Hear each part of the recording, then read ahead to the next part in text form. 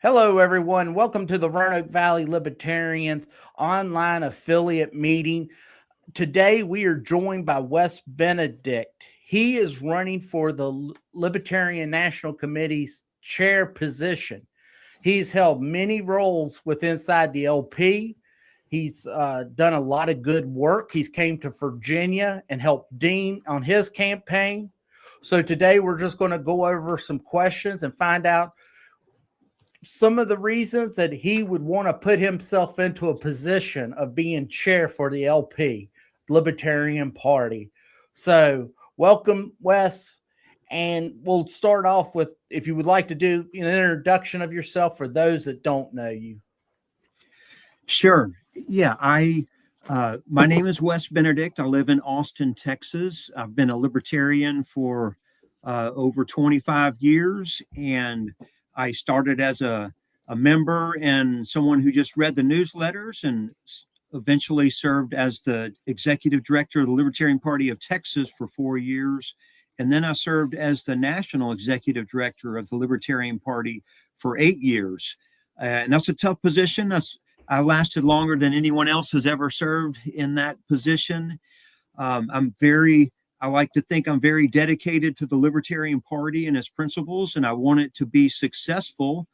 And I've worked for 4 different chairs as executive director. So as executive director, I was the full-time staff person and had other staff working with me, and I worked underneath 4 chairs and boards of the Libertarian National Committee. And I think the party's been struggling for the last few years, and I just want it to be successful. We need a successful Libertarian Party to cut back on government and protect freedoms. And so that's why I'm running to be chair. Sounds good. What motivated you to run for LNC chair at this time, and what do you see as the biggest challenges facing the Libertarian Party right now? Well, there's been a lot of conflict within the party, and that's been the case on and off probably since the very beginning. But if you look at the numbers right now, the fundraising is down, the number of members who pay dues is down, the number of candidates who run for office is down quite a bit. So we've been in a downward trajectory for a few years, and I think because I worked at the national headquarters for so long, I'm familiar with all of the different things that need to be done to help grow the party. And I think I can make those things happen, and also just give some confidence to libertarians out there, because a lot of former Libertarian Party members and even current Libertarian Party members know me and know that I've delivered results. And so I think when they hear that I'm going to serve as chair, that will give some confidence back to the party and get some people involved again.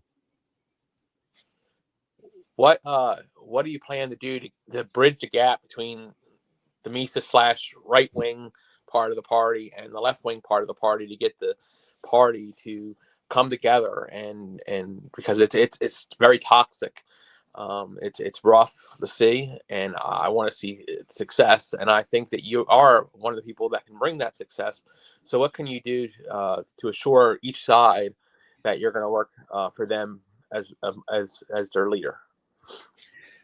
Yeah, well, you're right. There's been a lot of conflict, and there's a rightward leaning faction of the party, the Mises Caucus, that has been trying to pull things in their direction some. I'd say before they got heavily involved, there was a faction that was a little left leaning and probably tried to push the party to the left. And I like to think of myself as a perfect libertarian. So I'm perfectly in the middle. I'm sure every libertarian thinks they're perfect, a perfect libertarian. But I think it's important that the party doesn't try and lean right or lean left. It needs to be libertarian on all issues. And even if you personally, and I used to be a Republican years ago, so I know where people are coming from that are right-leaning libertarians. But if you try and pull the party to one side or the other, it has the effect of alienating the other side. And I think it's okay for individuals to be leaning a little to the left or leaning to the right a little. Like if you want to run for Congress and you're pro-life and you want to run on that little bit light-leaning social policies, well, I think that's okay for you to do as an individual Libertarian Party candidate.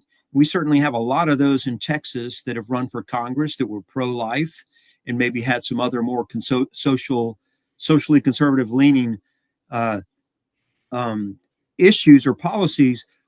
But also there may be some who lean towards the left and they're pro-choice, or they want to make marijuana legalization their primary issue.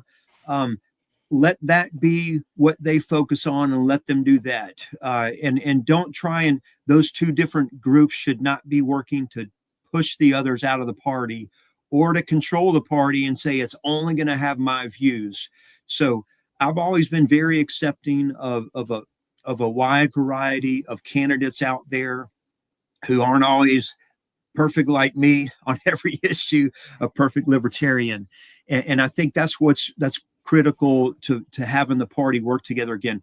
And if you look at Republicans and Democrats, I mean, there's a variety of Republicans out there, and there's a variety of Democrats. You know, you've got Biden.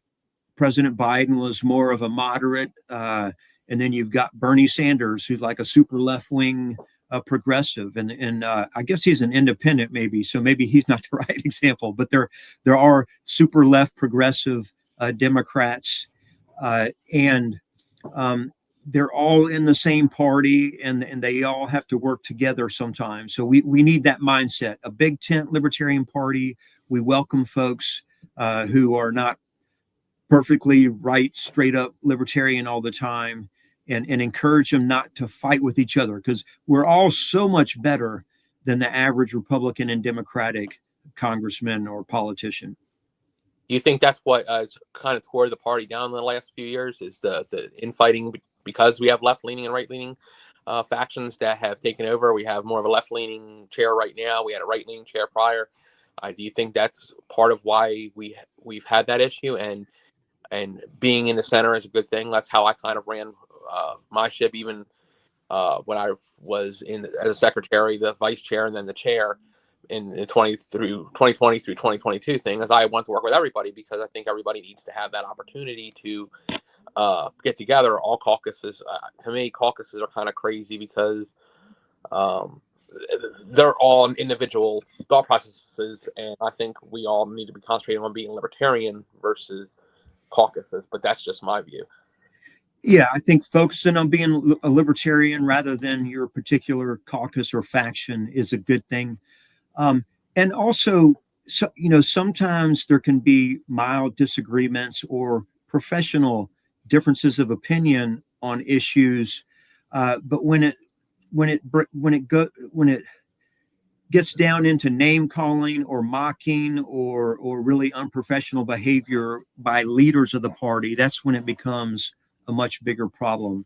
I would say Stephen Nikela has been very professional. He's been a very good chair, and we've had good chairs in the past, but I'd say his predecessor probably was a little too mean-spirited and divisive too often. And so I will try not to be that way. I'm not perfect either. I've certainly insulted folks online or here or there when it was, and probably crossed the line occasionally, but I've been active for 20 years, and you do that sometimes if you're passionate about what you believe and work within the party. But I really do appreciate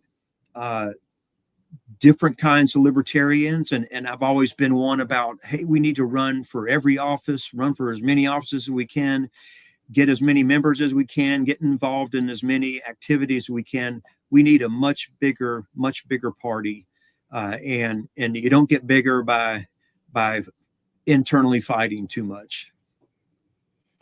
Stephen Nikela they have just started their new program where they're trying to reach out to old members, and I guess for fundraising, bring them back into the party. Is there anything that you're seeing, because since he's not going to be trying to run for chair, you can't really say this is going to be a success or a failure because there's not a lot of time here. Is there anything that he's done where if you were to become chair, you're saying, I want to continue with what they've done, or will you bring a whole brand new idea to it for membership and fundraising? And I wish I remembered the name, but I don't want to try to just throw it out there. There's a project called, I think it's called Project Parity, and it's saying get the Libertarian Party to be as big as the Republicans and Democrats. Mm-hmm. It's certainly a worthy goal, and if we, I'd like us to be bigger than the Republicans or Democrats, but obviously we got to grow a lot to be on par with the other parties. I think it's based off of a program this 25 years ago called Project Archimedes. Yes. The concept is let's get more members. I'd say the original concept from 25 years ago was let's study what a libertarian profile is. What are their characteristics? What it used to be like, what magazines do they subscribe to? What other organizations do they donate to?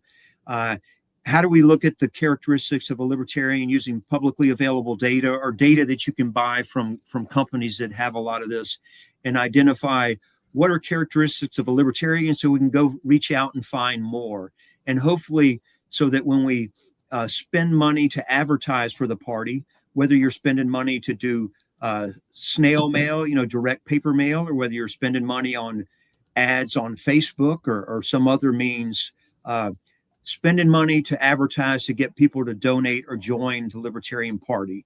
And the what is like the super success is if you can find something where you're breaking even or making a profit, reaching out to get new people to join the party. So, for example, if dues are $25, if you spend $50 to get one person to join for $25, well, then you've lost $25, at least in the short run. But if you can find groups that are just the best groups to reach out to, and in the past we found that, so have you heard of Reason Magazine? Yes. Okay. So we found Reason Magazine to be one of the best. If we send a mailing to Reason Magazine donors or subscribers, that turns out to be one of the highest rate of returns we can get. So, if Reason Magazine was 100 times bigger, we would be able to reach out and get 100 times more members, because we almost break even when we send a mailing to the Reason Magazine list. Cato Institute is significantly smaller. Like it may be only about 1/4 is good. The return when we spend money to advertise and send a join the party thing to a Cato list. And it kind of goes down from there. Oh, Registered Libertarians is also a good list, but it's registered libertarians who have voted recently. We've done test mailings reaching out to registered libertarians. And some people, obviously, they just go get their driver's license that says register to vote. They register, and then they don't vote for, like 10 years. If we ask someone like that to join the party, the response rate is super low. But if you look at people who voted in the last recent elections, you get a good response. So, both of those projects are intended to spend some money to send mailings or place ads on Facebook or other social media to get people to come join the party. And you have to do it. You have to experiment.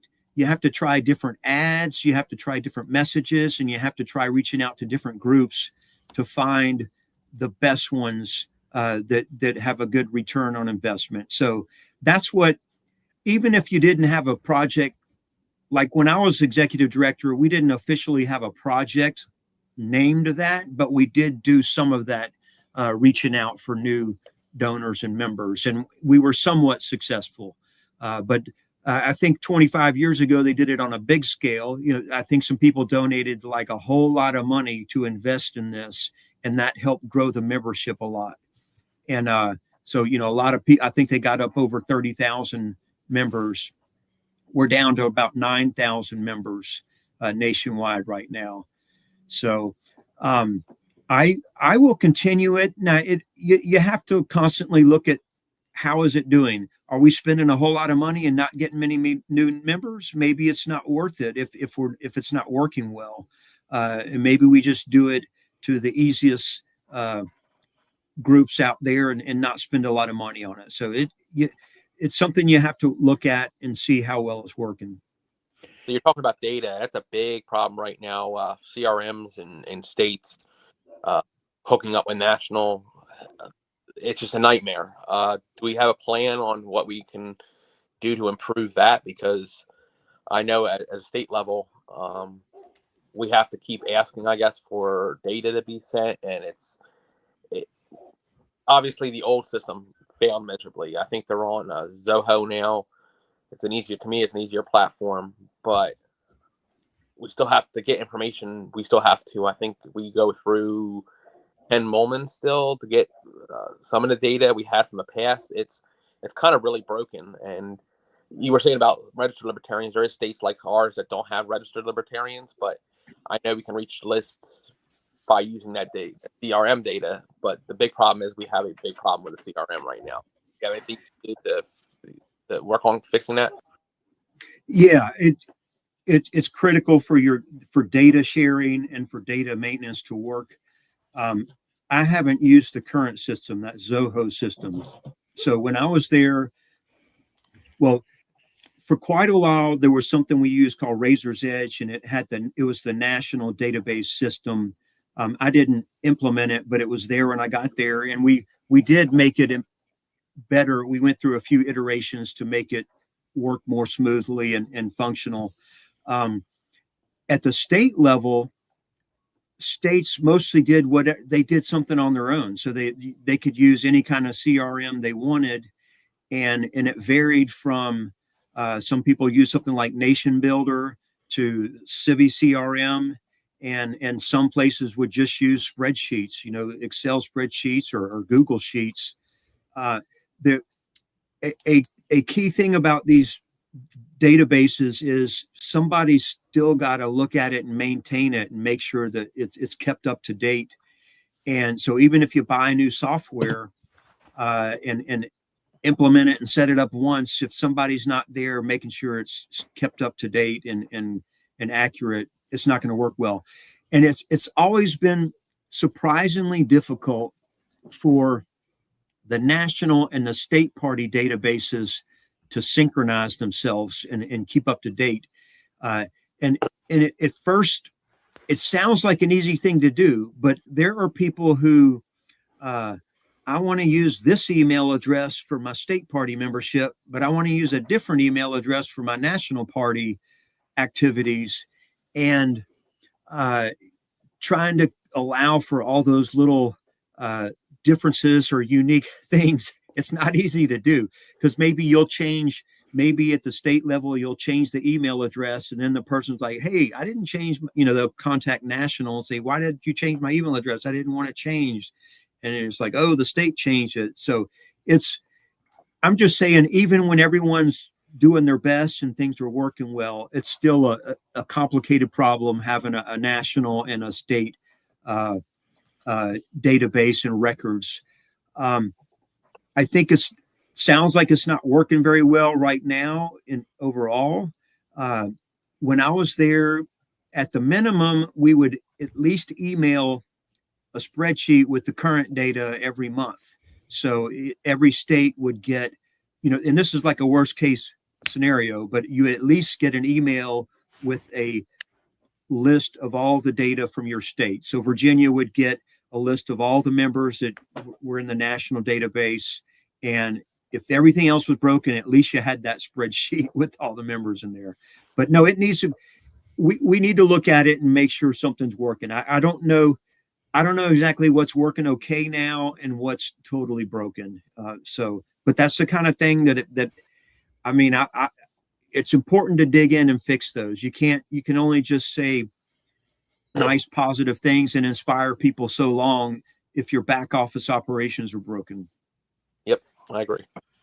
We got a question from someone watching. He just, as you can see, it says, "What would you do different from past party chairs, and what would be your message on the Minnesota stuff going on? What would the Libertarian message on that?" Now, to just go on with that, one of the big criticisms I remember during the COVID was people didn't feel like the Libertarian Party came out with a strong enough message with the lockdowns. What's the balancing act to a strong message to the proper message? So I'll let you answer that question if you can. Yeah, I mean, I'll start with the COVID issue. I put something out very strong on what the libertarian position on COVID should be. This was like in March of 2020. Is that when this started? 2020? Yes. Mm-hmm. Started 2019. It started 2019 at the end, but then it was I think all the shutdowns were happening in 2020. To me, the COVID issue was a very easy. It should have been an easy home run for libertarians to explain, because we're all about personal choice, personal responsibility, your private property, your right to free speech. If I think COVID came from China, I should be able to say it. If I don't think it came from China, should be able to say that. If you are for or against a vaccine, that's your personal choice. If you want your church, if you want to go to church and your church wants to allow church services to happen, the government has no right to shut that down. So I think that the Libertarian Party was weak in response to the COVID messaging. It should have been a lot stronger, and I came out very strong in the very beginning saying that. So I've published plenty on that. So if I'm chair, I will definitely come out strongly defending freedom, especially on something to me that was a very easy issue. Now, how would I differ from past chairs? Well, for one thing, I worked for 4 different chairs. I had 4. The chairman is the executive director's boss. So I worked for Bill Redpath, Jeff Neal, Mark Hinkle, and Nick Sarwark. And all of them were good to work with and good to work for. And of course, if you've ever had a boss, I don't know, have you ever disagreed with your boss on some things? Absolutely. I certainly have. And I certainly did with all of them. I would say in general, the chair needs to set priorities, especially on what staff should be doing. And I felt like often the LNC and the chairs would constantly say, do this project, do this project, do this project.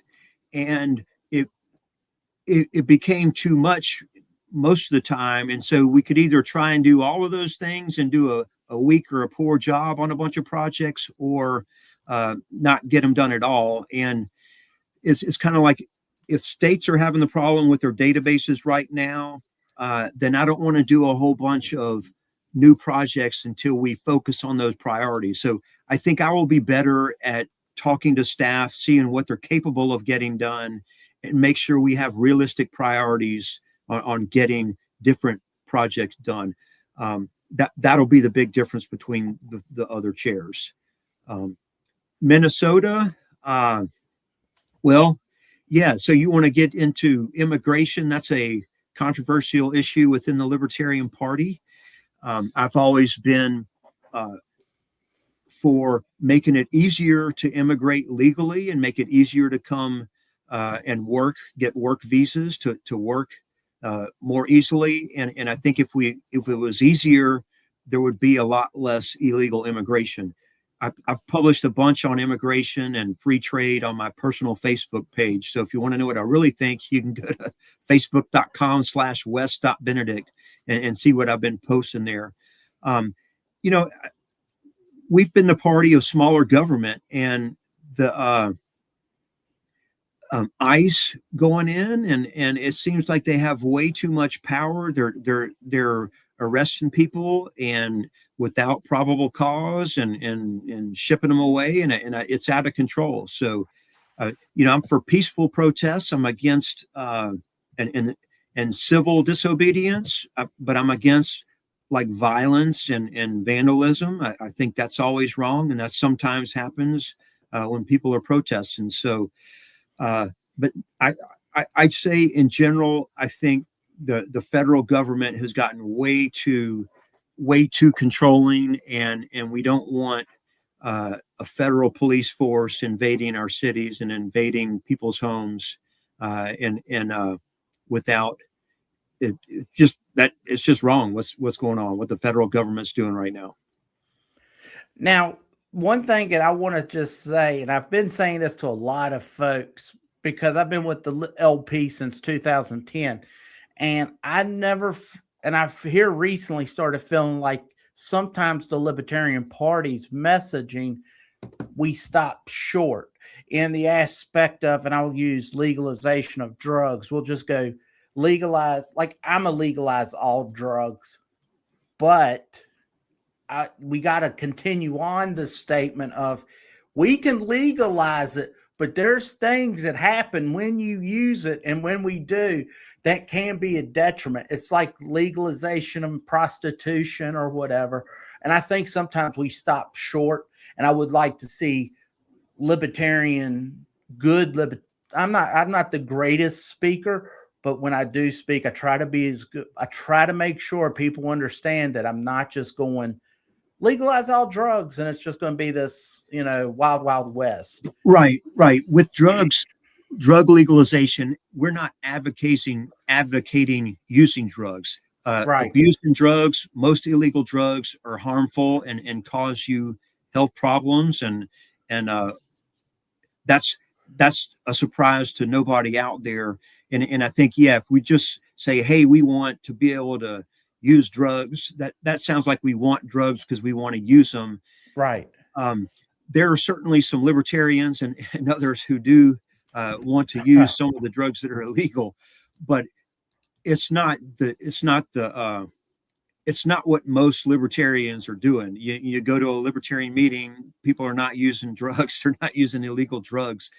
Right. We're for legalizing it because we think it will reduce the harm, and it'll make government smaller. People who are hooked on drugs have trouble getting help that they need because they're doing something illegal, and so it's kind of hard to be honest about what you're doing if you could get arrested for having used drugs or having possessed drugs.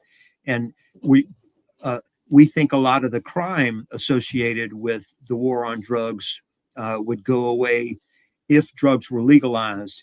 And if you just think about it, if there's a drug dealer out there and he goes and tries to sell some illegal marijuana or whatever to someone, and somebody shows up and steals the drugs and doesn't pay for it and runs off, you can't call the police, right? Neither person can call the police, right, because they're doing something illegal. And so that's why those kind of conflicts are handled by direct violence. Whereas, if I go to the grocery store and pay for something and the store doesn't give me the food or doesn't give me the whatever I'm buying, it's like, well, you post that on Facebook, or you can tell everyone, you can call the police, if someone takes your money. So the drug issue, the whole black market issue, naturally results in a criminal enterprise that has to enforce the drug market, and that's where the problems come. So both in people who are abusers who need help, who can't get it, and the violence that comes along with imposing discipline on that black market. So, right, we want to legalize drugs and end the war on drugs because it means smaller government, less crime, but we don't want people to hurt themselves with drugs. Correct. All right. Now, this is going to be a two-parter. You have the Libertarian Booster PAC, which has helped fund candidate filing fees and promotions. How would you integrate or expand that similar approach into the national party's fundraising efforts? Well, so yeah, I run something called the Libertarian Booster PAC. It's a political action committee that's separate from the Libertarian Party governing structure. That's the way PACs operate. But its whole purpose is to help Libertarian Party candidates, which helps the Libertarian Party overall. A nice thing about it is with the PAC, you don't have to wait on your state or county organization or the national organization to make decisions, and you don't all have to agree with everyone. Just like the Mises PAC was a PAC that operated, but there are other PACs that help recruit and support candidates in other states. That PAC serves the people who donate to that PAC, and it serves candidates because that's what the donors want. I would encourage so a PAC can't be controlled by the party, and the PAC's not really directly controlling the party either. Those are separate organizations. But again, both are helping the Libertarian Party and Libertarian candidates. So I don't know.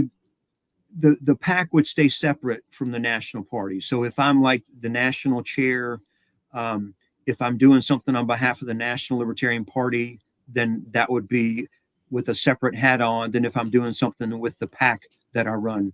The PAC that I run has typically only helped 1 or 2 or maybe 3 states at a time in a year. So it's the way that I'm able to get a lot done through the PAC is to help a batch of candidates all at one time, because we've got to learn the campaign finance rules for that state, learn what the issues are for the state, learn the process for running for office within that state party. So I've helped Virginia at least 2 different election cycles. I can't remember if I did it a third or not. I think I've done it 2 election cycles. One time we helped with the petition drive for Robert Sarvis when he ran for governor. We kind of helped recruit him to run, and then funded maybe $15,000 for the petition drive. And then that same year, recruited 6 candidates for Virginia delegate, and helped them get on the ballot. And then we did it again several years later. But I don't know. I see both need to be successful, and I'll continue working with the booster PACs as well. Do you have a question, Dean? I was just saying, yeah, the second time around is when you helped actually me out, so I was definitely appreciative. You did a lot for the candidates in Virginia that year, and we appreciative of that. And it shouldn't be forgotten when people go to vote for chair what you've done for many states and what you've done for ballot access and petitioning, because it's very difficult, specifically in Virginia, but a lot of places, to get on the ballot. So yeah, it is. Their leadership would come in even bigger, in my opinion. Yeah, it's tough to get on the ballot in Virginia, and that's why we only did like 6 candidates each time. I have helped recruit candidates in Alabama, and I think we got, it was like 65 or something, and maybe 57 in Arkansas, and I think 17 in Mississippi. I used to have those numbers at the tip of my tongue. I hope I got them right. And then I've recruited a lot of candidates in Texas over the years, and helped a little bit in some other states. So it's another reason I want to run for national chair, and think I'd be the best person for it, because I have helped significantly in multiple states with the Libertarian Party. And I think that shows that I have the most, I'll be most likely to be successful in helping all the states around the country grow to the degree that the National Party can help. The National Party can't do a whole lot of stuff for everyone. It can only do a limited amount, and I think I've been good at saying, okay, here's the few things that we could do and should do so that we don't spread too thin, and so that we do help all 50 states as much as we can. How would you strengthen relationships between the national LNC and state parties to ensure better coordination? Well, one of the first things is just try and be a nice person at the national level. And most of the time I've been that way, even with states that, sometimes there's been states who wanted to run a chair to get rid of whoever my current chairman was, whoever the current boss was. But I still treated each one of those state parties as a separate entity, something to be respected. And especially if they're recruiting and running candidates, I want them to do more. That's a mindset, though, that I want to be successful, and I want your state to be successful no matter who your state party is. So let's just say one state votes against me for chair. Let's say y'all are Virginia. Let's say I get 0 votes from Virginia for chair. Well, I'm still going to respect the Libertarian Party of Virginia and do what I can to help y'all be successful after that election. And so that really, the mindset's an important thing. And then I've already shown I have the skills as executive director to work with states the entire time that I was executive director. And another thing is being realistic. I understand how hard it is to be a state chair and to run a state organization. States are not somebody to be ordered around and bossed around and told what to do. Our state parties are run mostly by volunteers who put as much time as they can into it, and we want them to make them look their best.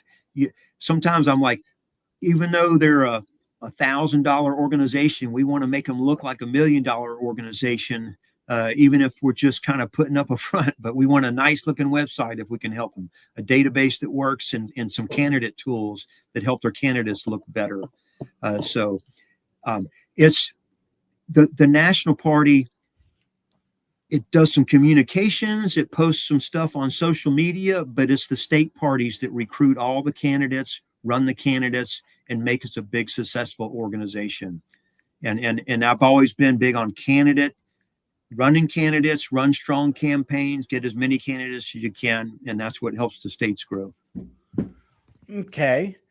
Now, should the LP pursue more coalition or alliances with other third-party or independent movements, or focus strictly on building independently? Because I remember when the Mises Caucus, I don't want to say Mises Caucus, it was during Angela McArdle. They did the Rage Against the War Machine. I thought it was a terrific idea. But it seemed like it got a lot of blowback. Now, it might have been with who they were dealing with. I don't know. But I wanted us to be out there in front of, I want us to be the leaders and not, hey, we were the ones defending legalization of marijuana. All right. Or as we were talking about, drugs. And then the Democrats will come along. They take the idea, which is okay, whatever.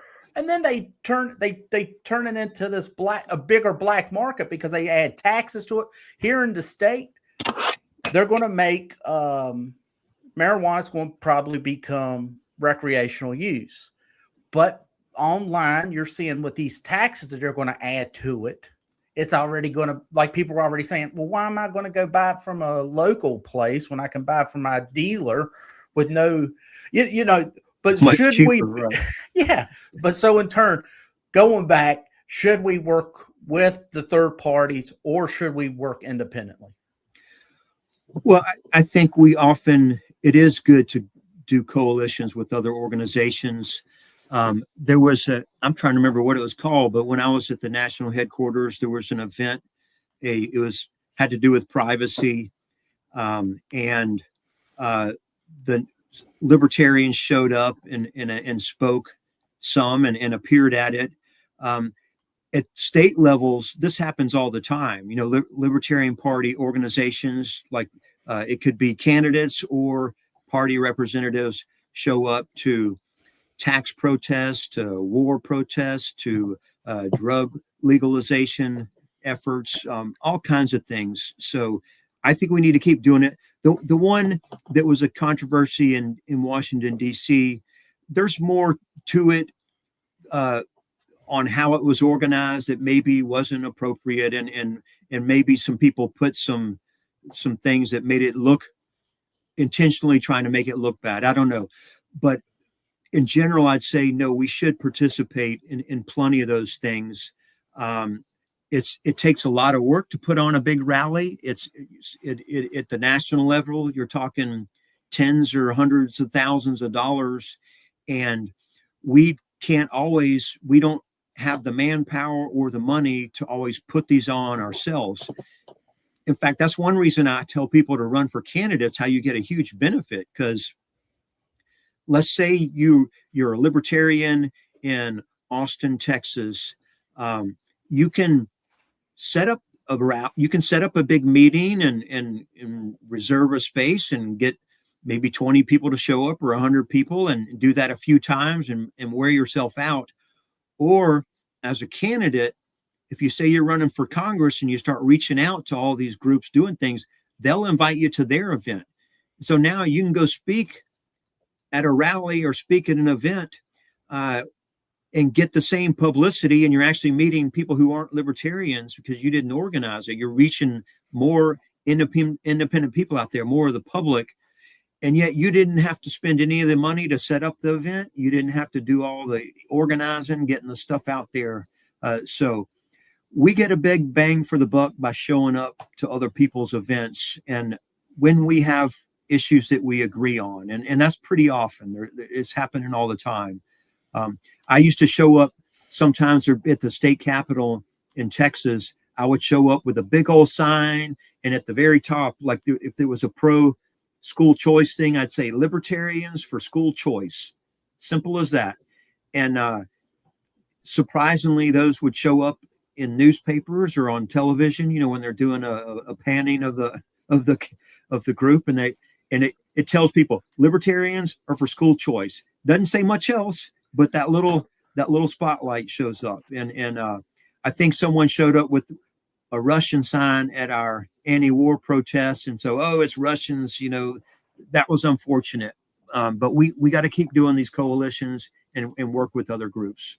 And I'll say with the school choice thing, that's it's funny you say that, because when I was running for delegate, I was invited. Well, I got invited to to speak at it was mainly for the school board people, but I was allowed to go in there and talk about my candidacy because they didn't like the Republican that was there. So there were basically Republicans that were disenfranchised and showed up. To say the least, on election day, I didn't have a ton of signs, but when it came to that area, they would take the Republicans' sign and put a rhinoceros sign on top of it. So, and I got more votes in that area, believe it or not, just by going to that event and speaking. So it does have a correlation effect to that. It's very interesting. Yeah, if you can get to other people's events, it's always the benefit. Unfortunately, there's a gun show. We used to do the gun show all the time, but we got kicked out. Yeah, I mean, you can't. They don't let you in all events. I was going to say, to address what Brian said, sometimes we have a positive impact because we're there if we're there, we can influence the Democrats to have a better bill than if we hadn't been there and hadn't been there chatting with them about it.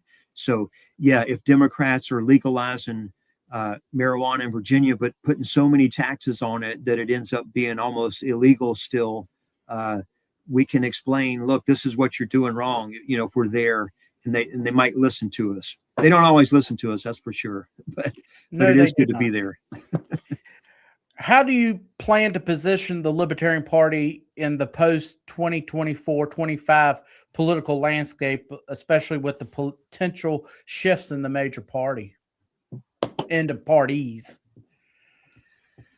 Well, I don't know for sure what shift that they have in mind, but when I look at the Republican Party, it has shifted from being for free markets and low taxes and free trade to being for tariffs and shake down big business and we thought Trump was going to end the wars and bring our troops home, and now he's looking at starting a few wars.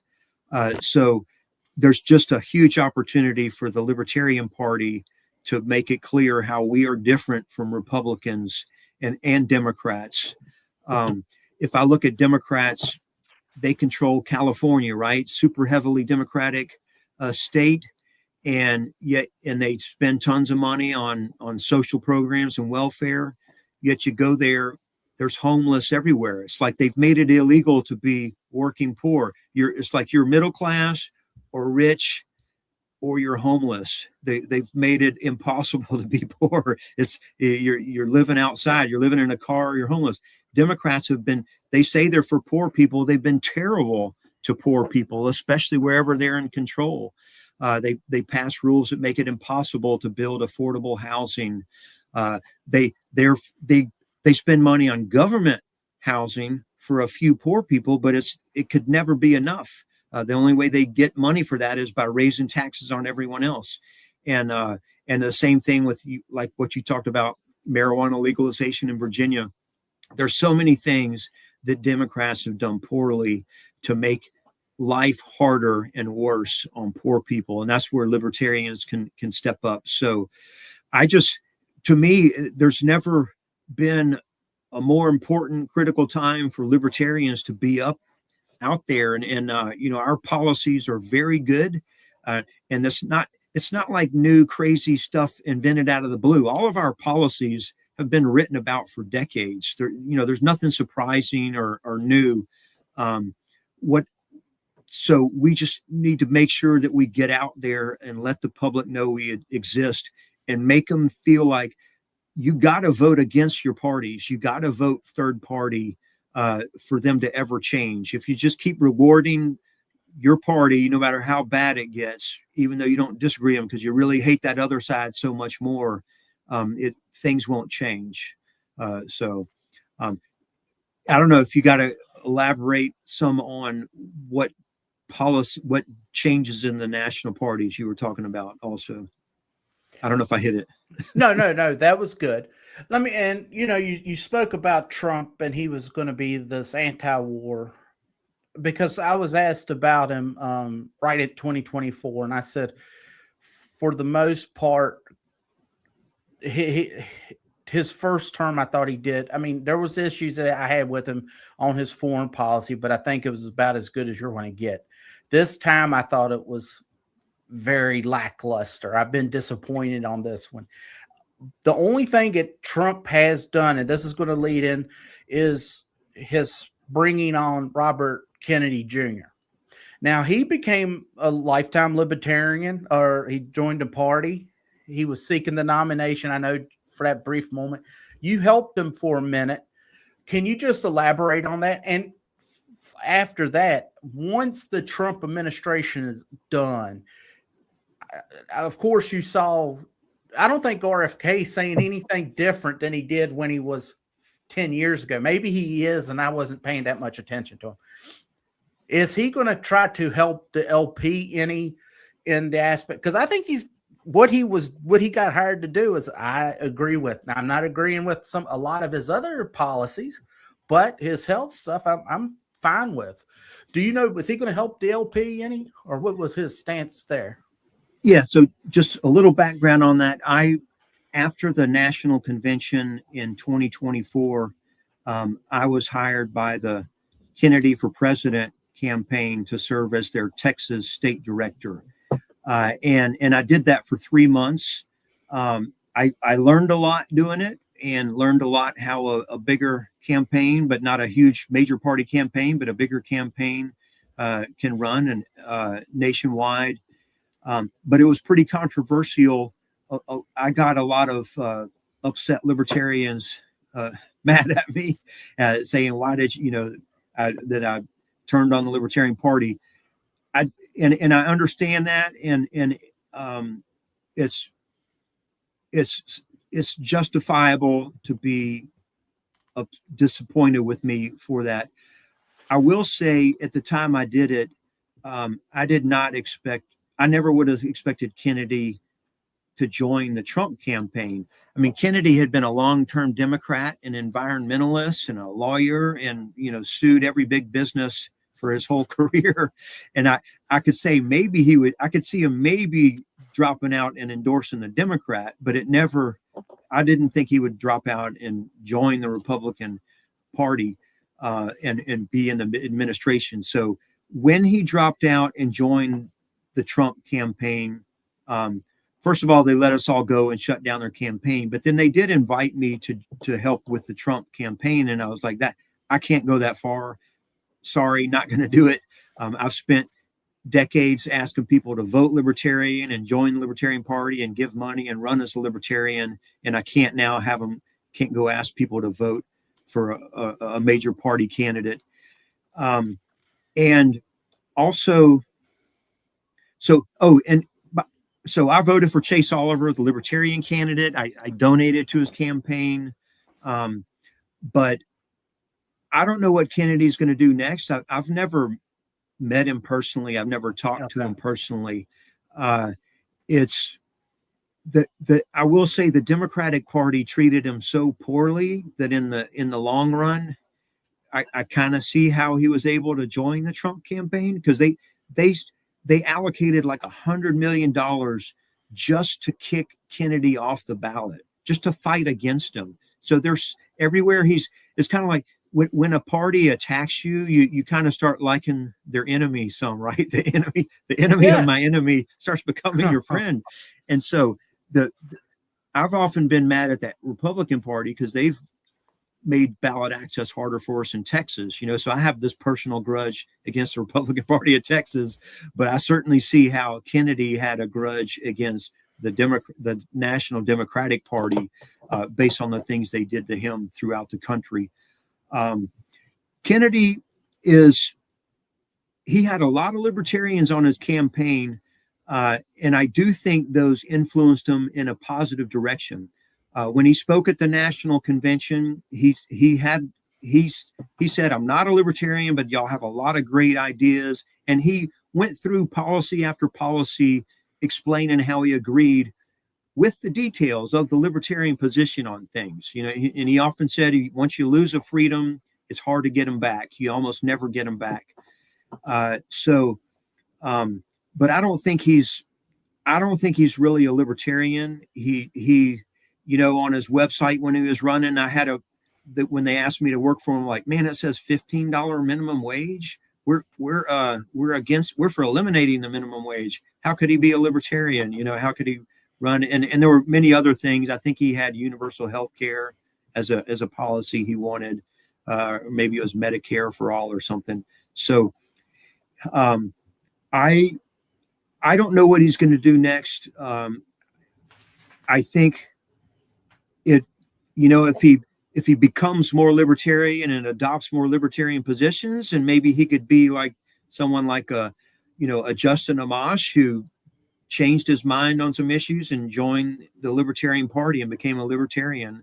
But I don't know. It's hard for me to see that when he is now in the Trump administration, dropping out of that to be a libertarian.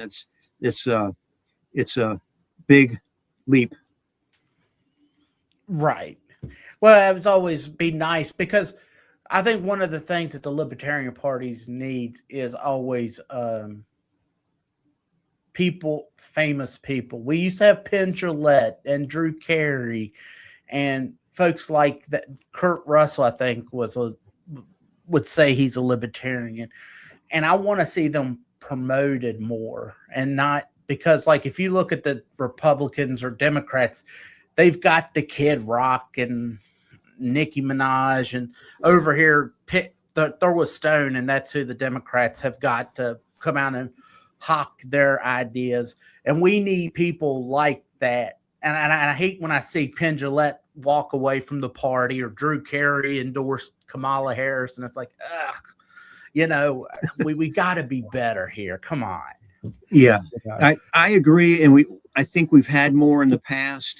I think we have to grow some again and become more professional for people to be willing to put their name on out in public as supporting libertarians. So I think we've got some damage to repair. And I'll tell you, it was about 6 months ago. This is before I decided to run for chair, but I went to my local libertarian meeting, and part of what I do with the Libertarian Booster PAC is I sell some libertarian shirts because I wasn't happy with the supply National had, and so I wanted something that just very clearly said libertarian, just that word on there, plenty large, so you can read it.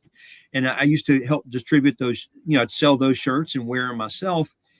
And I found myself about 6 months ago leaving a Libertarian Party meeting and not feeling comfortable walking into the grocery store in my neighborhood with that libertarian shirt on, because there had been so much bad stuff out there, racist sounding stuff from the Libertarian Party in New Hampshire and some others. And it's like, I don't want to be associated with a party that welcomes racists. And I'm not trying to be some left progressive kind of libertarian. I want to be a big tent libertarian. And that's never been an issue with the party for decades. Through all of our existence, that never was an assumption or a public image that we had. But I think over the last, for about a year, there was a lot of negative publicity, and that's what people were seeing. And I don't want to be associated with that. And that is one reason I wanted to run for chair. It's like we already sound mean because we want to get rid of all welfare, have no taxes, and reduce regulations and all that. The thing that's nice about us is that we're accepting of all kind of people, and that means people of all nationalities. And if you're gay, you're welcome in the Libertarian Party. If you're a Christian, you're welcome. If you're a Muslim, you're welcome. If you're Jewish, you're welcome. We're the party that we understand how free markets, freedom, and free enterprise works, and it works so well that everybody can be part of it, and society thrives that way. And we've always had that, like with religion in America. We've always had a lot of religious diversity, all the Protestant and Catholic religion, of course, but with also Jewish people, Mormons, and of course, there's pagan. If you look in the Libertarian Party details, you'll find all these very obscure religions as well. But it works in America because we have freedom of religion. We don't impose our religion on others, and we just need to be that party that continues to welcome everyone. And I don't remember the original question now. Hopefully, I hit on it. Yes, you did. You did fine. All right. If elected chair, what's one bold initiative would you want to launch in your first 100 days?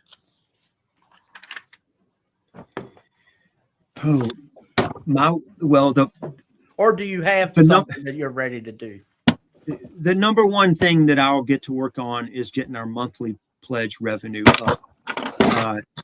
Fundraising is a big problem for the party, and I think people will sign up for that monthly donation once they see that I'm elected and they have faith that the party's going to continue operating professionally. So I'll want to get that monthly pledge revenue up, and I can do that in multiple ways. I did it before when I was first hired as executive director, and I just start getting on the phone with the people who used to be monthly donors or significant donors today and say, hey, sign up for a monthly pledge.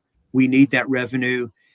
And it's low risk for you, because if I start doing things you don't like, then you'll cancel your monthly pledge, and you it's not like you gave one big lump sum and we wasted it on something, or I did policies you don't like. So that'll be a top priority when if I'm elected, and I'll get on the phone and do quite a bit of that myself, but also advertising that to folks, please join and do the monthly pledge. We've got to stop spending money and wasting money. We moved into that building when I was executive director, and it got completely paid off. And the former LNC let the roof start leaking and they didn't repair it. When a roof leaks on a 2-story building with a basement, I don't know all the damage that was done, but I think they ended up selling the property for about $200,000 less than what they paid for it. And that's a tragedy. That's like not maintaining your database, not maintaining the roof. That those basics have to be under control before you even talk about any kind of new big initiatives outside of there. So, yeah. Okay. And Dean, do you have any questions left? Yeah, I hit on like one or two that I was going to ask. So you've hit it well. So the final question is, why should any Libertarian delegate vote for you over the other candidates for the LNC chair? I've been a Libertarian for over 25 years, and I served as executive director of the National Libertarian Party for 8 years. That's longer than anyone else has ever served in that position. I did every function that needs to be done at the national headquarters. I worked with the database. I did press conferences, appeared in on television and in newsprint, worked with candidates, recruited them. I think I have the best hope of turning the party around and getting it to work well. I've recruited more Libertarian candidates than anyone else in the history of the party. And that's even after leaving the national office. I've recruited more candidates who lost their elections, and I've recruited way more candidates who have actually won their elections than anyone else in the party's history. And to me, the party can get some publicity, and the party can help put pressure on and educate the public on our policies. But our candidates, having hundreds or thousands of candidates, is how we really get out there and get in front of millions and millions of people and get them to vote Libertarian, and also to understand Libertarian policies, how much they benefit them and the whole country. So I want to be national chair. I would actually be fine not doing it if I thought someone else had a good chance of getting the party going, because I do run the Libertarian Booster PAC. It's an effective organization. I'm able to help candidates that way, and I'm a volunteer in my state and county occasionally. But I'm just not convinced that anyone else who's running is going to do nearly as good a job as I can do. So that's why I want your support. I want the party to grow. We got to get it built back up. I've 8 years serving as executive director with 4 different LNCs and chairs. I was able to be successful. So I appreciate your vote. All right. Well, thank you so much for coming on. We're going to get this sent out. I will see you in Grand Rapids.